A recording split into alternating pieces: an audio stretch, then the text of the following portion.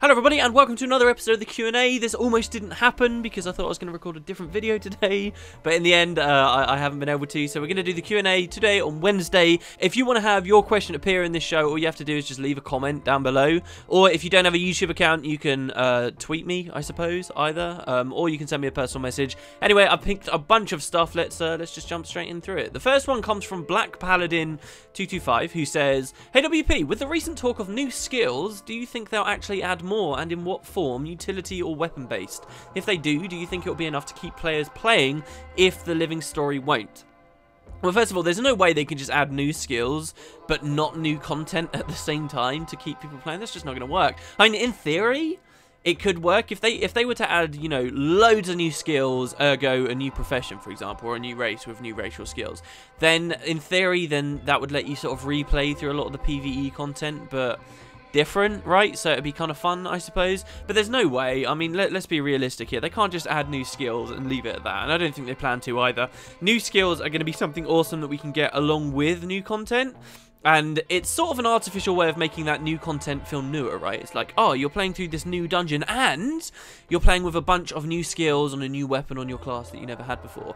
And I think that's what's so nice about the way they used to do it too. You know, you'd get the new continent, you'd have the option of playing as one of the new professions, and if you decided to stay on one of your old profession, there would be like an entirely new set of skills that you could run through and collect.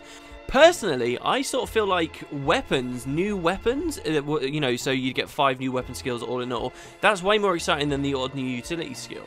I think also there's a lot of utility skills and things in the game already that I just never use or ever even... And I try my very best to use lots of different skills, and I have an awful lot of fun trying out, you know, the really obscure, weird stuff. You might see in some videos I do, I'm randomly playing around with the Asuran golems. But, you know, these skills are terrible. They're really, really bad. A lot of the racial skills are just awful. They really are. And ArenaNet always were going to struggle with that because racial skills were this stupid idea, really, because they were meant to be somewhat weaker than other utility skills that you could take, but they were just sort of very flavorful, so they'd be useful, but they wouldn't be like amazing skills, and they wanted to do that so that people wouldn't feel like, you know, they got to level 80 on their Norn and then realized they can't be effective at all unless they re-rolled and made that Norn into an Asura, right? To an extent that sort of already happens. You know, the Asuran utility skills are really useful on a condition engineer, especially with Runes of Perplexity. So if you've got an Engie and you want to run a certain confusion-based build, then you're kind of screwed unless you're also an Asura. So there's already that little bit of an element there. But their idea of, okay, we're going to have these racial skills, they're going to be weaker than regular ones so that people don't feel cornered like this, and then at the same time they decide, right, but we're going to make most of the racial skills in this game elites. Like, that makes no sense. Like, look at the Norn, nearly all of their racial skills are elites, and elites are meant to be big game-changing abilities. That doesn't match up. You can't have a big game-changing ability that is also, you know, designed to be weaker than other things. It just means that no one's ever going to use it. You know, the only Norn form that I've ever really considered using is Bear, just because it's got that giant, ridiculous, like, charge attack that is incredibly fun to use. But aside from that, why would you ever want to use the other ones? And that applies to everything. I look at my Asura, and I look at the fact that it's got these golem skills, but they basically don't exist. What I'm trying to say is that, yeah, they can add new skills, but I think that first, just make what they've already got in the game work. You know, I'm sure I would be just excited by a patch that says, okay, we're going to revamp all the racial skills. All racial skills are now going to be good. They're going to be quirky. They're going to have an impact. You're going to want to use them now, right? I'd be just as excited by that as I would be excited by a patch that says Guardians are getting rifle as a weapon. Like, honestly, I would, even if I mained Guardian, I feel. You know, let's make that an Elementalist example. Elementalists are now going to be getting Greatsword as a regular weapon. Like, I would be just as excited by either of them, because in both situations, it's basically adding a new skill in the game to me. I don't think that adding new skills is like, the be-all and end-all to making Guild Wars 2's fun again for PvE, and I think that they're right to have been so conservative about it so far, because one of the biggest problems in the first game was this rapidly growing number of skills and how build-based that title was, that 99% of the skills, even though they were all there, they were just redundant. There are some people out there who say, oh no, I still preferred that. At least I had the option to run, you know, Firestorm and Meteor Shower on my warrior if I wanted. And they say, at least I had the option. I probably would have done it at least. But you realise, if you are sitting there saying that, one, you're probably exaggerating a bit, okay, because there were so many useless builds in the first game that people say at least I had the option to run them. They might have run them for like 5 minutes and then never ran it again. Or you are an incredible minority. Nobody has fun running around exhausted on their warrior in Guild Wars 1. It just didn't happen. So I feel like they've been smart to not keep adding more skills for the second game, because we'd be in the same situation before long. Tons of skills, but no one uses them. And that's why I would favour existing ones be balanced right now before they add more. And when it comes to adding more, we'll probably see utilities, because it's like we've already seen a utility, right? We've seen the healing skill. Utilities are easy because they're flat and they can be given to everyone and they don't have to, you know, put much thought into it. But I think really new skills will only be interesting when they are profession-specific new skills, and who knows how far away from that we are. Okay, the second question is from Cabby Jedhagen, who says, what do you think about the Asura named Tridger and her mysterious disappearance? Would love to hear your opinion on this. Personally, I think it's connected to something juicy with the steam creatures. I've got to be honest, I didn't know about Tridger until you asked this question. I also don't think, having now read about her, I also don't think she's connected to anything at all. I've got to be honest, I think this is just one of those small NPCs that ArenaNet just threw in there that they say, oh, something's happened, and then they're probably never going to look at it again. They probably forgot that Tridger exists, frankly. But I do want to go to this question anyway, just to share this character out with everyone else, because it is vaguely interesting. Basically, up in Brisban Wildlands, there's a very small graveyard. It's actually a place that I went to the first time ever, maybe 2 months ago or something, when I was first breaking out of Brisbane. Like, I know I'd never been there before, I never even knew it existed. I knew that there was a heart quest there, which involved lots of ghosts walking around, and those were ghosts of characters in Guild Wars 1, from Criterion Guild Wars 1. Perhaps you guys remember that. But there's a graveyard up there too, and in this graveyard you can read a tombstone, and obviously ArenaNet have been really good with tombstones in this game. I think a lot of them are very fun. One of them, anyway, talks about an Asura that was buried there, called Tridger, and it reads as such: in memory of Tridger, true whereabouts unknown, presumed disintegrated in the Great Gate Glitch of 1312 AE. So that year, for reference's sake, that's 10 years after the Sylvari first appeared, so it's quite recent history. It was 4 years before Queen Jenna became crowned as the Queen of Kryta, so it's quite recent history. The Great Gate Glitch, what could that possibly mean? Who knows? It's a cool idea though. There's also a Asuran NPC you can speak to called Koff in said graveyard, and you can ask him about the Asura. There's lots of graves in there, but there are a couple of Asura that have been buried there. Most of the graves are the graves of humans, collectors that you could meet in Guild Wars 1, but he talks about how there's a couple of Asura there too, and he mentions Tridger. The conversation goes as such. You say, what are you doing? And he replies with, I just maintain the grounds here. That said, I can tell you about the Asura that we've buried here in the past 50 years or so. Ulvox, Tridger, and Venick. And you can ask about each of these individual Asura. Ulvox, he says, has a special fascination with these lands. Ulvox left Ratasum and moved out to the Brisban Wildlands to catalogue and study every living thing in the area. And you can say, well, was he working on some experiments? No, he was just curious. He was a rare one. Friendly, he listened a lot more than he talked. Generous soul too. In fact, he wouldn't have had this site if it wasn't for him. You can say, how so? And he says, well, he made a hefty sum from some big theory he had. He used the funds to preserve this site from being claimed by the swamp.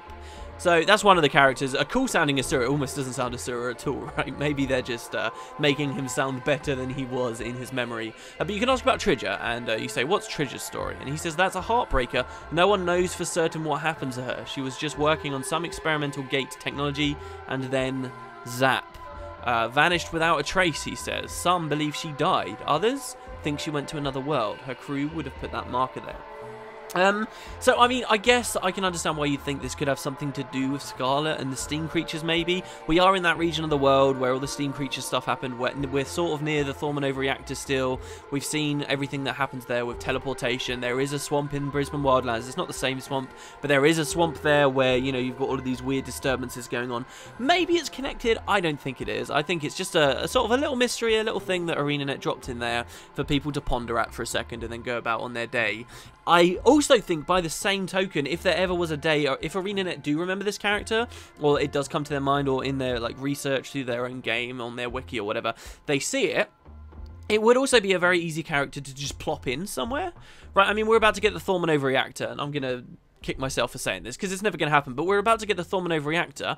It would be kind of interesting if when that explosion happens and everyone starts teleporting around all over the place and it's chaos, what if Tridger just like appears there for a second and you're like, and she's like, oh, what's going on? And then she disappears again. You know, that would be cool. I would be happy to see that. There doesn't need to be some great long story in this particular instance, and that would be fun to see. It's sort of like the magician character you see at the start of Being a Human at one of the parties, and that magician appears right at the end of the game as well in the celebrations after you've defeated Zaitan. Like, he disappears there, and then he appears again right at the end. You know, it would be a funny little thing for us to see, and I'd quite like. Adds a bit more continuity to the universe. But otherwise, I am pessimistic as to whether this has any real meaning, I must say. Kai Cluster says, can you find a way to break out of Keswick's Hills and void jump in the flying tower? Please! That tower is tormenting me for ages. I just have to find out what's inside. I'm not going to have a very nice answer for you here. Number one, even if we could get in there, it would be placeholder rubbish. There'd be nothing interesting for us to see, whatever. The interesting stuff is always in bizarre places you'd never expect it to be, like the crazy Cordicus Manor jumping puzzle thing with all the faces, right? The devs never expected you to get out there. There wouldn't be anything in the Wizard's Tower. The Wizard's Tower, though, here's the main thing about why I've picked up this question. Loads of people asked me after I did that void jump video because it seems like a great candidate for it, doesn't it? Problem one. The Wizard's Tower has no collision, so even if you could get in the void underneath it, log in, log out, the game scans from the top of the map down, and there's no collision up there, so it would just scan through it, and you wouldn't be placed up there, you'd just be placed in the water down below. That's problem number one, which is already a huge problem. Problem number two is all the maps have boundaries, right? There's like an edge of the world, and no matter what you do, you cannot get past that barrier. You just can't get past it, like it is rock solid. And bizarrely, this is the only time I've ever heard of anything ever happening like this in Guild Wars 2. Usually every single entity, physical thing, whether it's something in the skybox or not, as long as, you know, the skybox itself is just a piece of art in the background, that can exist outside of the barrier, but everything else is always inside, except the Wizard's Tower. The Wizard's Tower is the only thing I know of in Guild Wars 2 that is an entity, a physical entity. It doesn't have collision, but it's an entity, right? It's there, you can see it, and it is a real floating tower out in the distance, but that is outside the boundaries of the map. So even if you get into the void, you can't swim underneath it because it's out of playable terrain, like completely. Two massive problems that stop you being able to go anywhere near it. And as a result, somebody said, somebody left a comment on one of my videos and said, oh, I've been fly hacking. Not that I condone it or know how to do it or anything, but he said, oh, I tried to fly hack and get over to the tower, but I couldn't make it because it's completely outside of the boundaries of the map. So, like, it is the one thing that you just can't get to. There could be something cool in there, but let's face it, guys, it's going to be placeholder. If they ever do make a dungeon out of it, they'll probably make it bigger, right? So it will look like you go inside it, and when you go inside, it will sort of expand. At least I'd like to think it would. I imagine it to be, once you go inside, like one of these big grand entryways with, you know, a spiral staircase up the front that curls off to the left and off to the right, and all these oh man, I imagine it being really cool in there, and it would have to be a lot bigger than it actually physically is. But yeah, so loads of people asking me about that. Sorry guys, you just can't get in there. Andre von Keckstein says, hey WP, do you think you can manage to get 7 people starting to play Guild Wars 1 with you through the whole storyline to freshen up old lore? If you're asking for like an LP style thing from me, no, there's no way that I'd do that.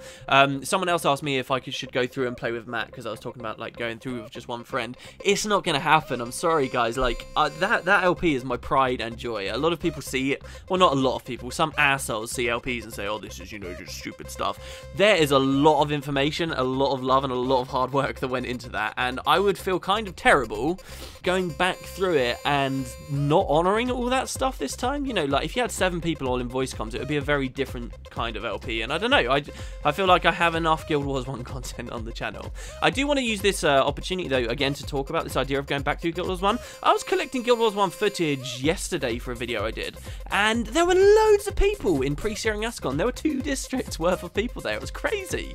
I think that's really cool that there's lots of people there, and I do still stand by the idea that people should go back and experience a story like that. But just to make it clear, if you do that, be prepared to have to put in a little bit more effort to go outside and find that extra information, okay? Because there's a lot of quests hidden in really weird locations and tiny bits of trivia that are essential to the story that you just completely miss. That game has a great story, especially when you look back on it, but especially prophecies, especially factions, it is so hard to... It tells it terribly. It's just like Guild Wars 2. Perfect example here. When you first go to Kryta in Guild Wars 1, there's a big outpost in the game called the Temple of the Aegis, which is where most of the end game for that title was originally stationed from, okay? So it's a big area, and when you first go to Kryta, you are perfectly well within your rights to go and explore to the Temple of the Aegis. When you get to the temple, there's a quest you can accept from a character that sort of makes sense, but it's a little bit out of place. It talks about events that have happened in the main campaign that shouldn't have transpired yet, right? So that alone is kind of weird, and it's like, wow, you've got access to a quest you shouldn't be reading right now. Then, if you were to just continue the main storyline along and ignore the fact you could have gone to the Temple of the Aegis, there's a point in the main story where you complete one mission and the game dumps you immediately the outpost for the next mission. And if you complete that second mission, you are taken to the Crystal Desert, right? A completely different region, and you leave Kryta completely. But what you might not know is between those two back-to-back missions where it's so easy just to make progress, if instead you go off and randomly explore around the nearby zones, you'll find quests that lead you to the Temple of the Aegis, and then are meant to lead you onto that quest that I talked about you could have got ages before, and then you progress forward, and then it all makes sense, right? So there's like a certain order the devs wanted you to play the game in, but then they make it very hard for you to identify what that true order is. That's just one small example of stuff that you can miss, and you know, this totally ignores the fact that there are loads of secondary quest lines, quest chains, that explain a lot and really let you get to know characters that otherwise you just won't care for. Like, there's a lot you can learn about Prince Rurik and the love of his life and how she died and stuff in Ascalon that you will completely miss if you just go mission to mission to mission to mission. So yeah, that's where I stand with it. It's a great game, but it's just as bad at telling a story as Guild Wars 2 is. Especially early on, people are going to be tempted to play factions first. That might not be wise. It really might not. Of course, if you listen to my LP while you play along, then you're guaranteed not to miss stuff. The final question, sorry, comes from Navius, who says, do you think the Guild Wars 2 game world suffers from the fact that the original lore, foundation, all previous expansions were very much human focused, and the fact that ArenaNet now tries to tell stories that have to concern all 5 races? I do think that holds it back. A lot of people say, oh, we want to go back to the God Realms. Tough shit, you know, why should a Char care about going to the God Realms? I don't really agree with the logic, because the player behind that Char probably will care, you know, but, you know, I think it has held them back, and if it's not holding them back anymore, it at the very least held them back when they were designing the game.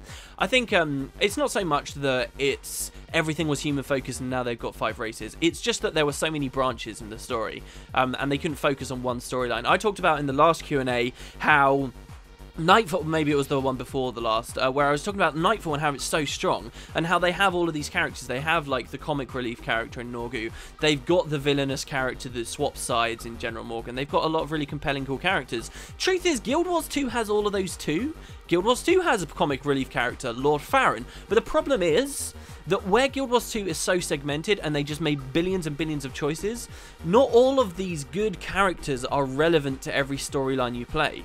And at best, they'll only be relevant for a period of time that's worth 10 levels, because then ArenaNet shoehorn you off again. Like, so Guild Wars 2 would have had the makings for it, but all these characters and that could have been expanded into really, you know, core pillars of the story are instead just flash by in the blink of an eye, and then they're gone. And the end result is you get this really horrible, diluted down experience. And I think the greatest challenge for ArenaNet when they look at continuing the personal story, no matter what they do in the future, they will continue the personal story. The greatest challenge for them is going to be cutting down all of these terrible, terrible choices they added. I think, you know, even having just the 3 orders is pushing it already. Because to really honor the 3 orders, I would like to see a personal storyline that is, like, radically different and distinct depending on the order that you chose. Like, so imagine if there was an expansion of some kind and we're fighting Jormag. I think that it should be, okay, if you're an Order of Whispers character, you play basically a totally different campaign to playing the Vigil one, and maybe you cross wires with the Vigil one just once or twice, and once you've played both stories you get some perspective there. But I think that would be the best way to do it. But even then, I'm talking about creating 3 different campaigns already, you know, and that's huge straight away. That's already diluted a lot of stuff down. And can they even pull that off? I would always be an advocate of one story. The decisions that players make in RPGs, I think, should be related to mechanical stuff and, you know, builds and the way you want your personal character to function, like in terms of combat, rather than splitting the storyline. Because, and there are exceptions out there, but I think by and large, and especially if you're doing something as big as an MMO, it's too difficult to make a compelling experience that's got tons of splits. Maybe add a couple in at the end, like most people do, but otherwise, I prefer one solid story. And yeah, maybe I spiraled away from your question just a tiny bit there, but that's it. Thank you very much for watching the Q&A today, you guys. If you've got any questions that's not Guild Wars related or whatever, I might start answering those on this series. So you can feel free to leave them down below. I'm still not sure. Anyway, yeah, tomorrow could be something very cool, and I'll leave it there. News about news is fantastic, isn't it? I'll see you next time, everyone. Have a wonderful evening.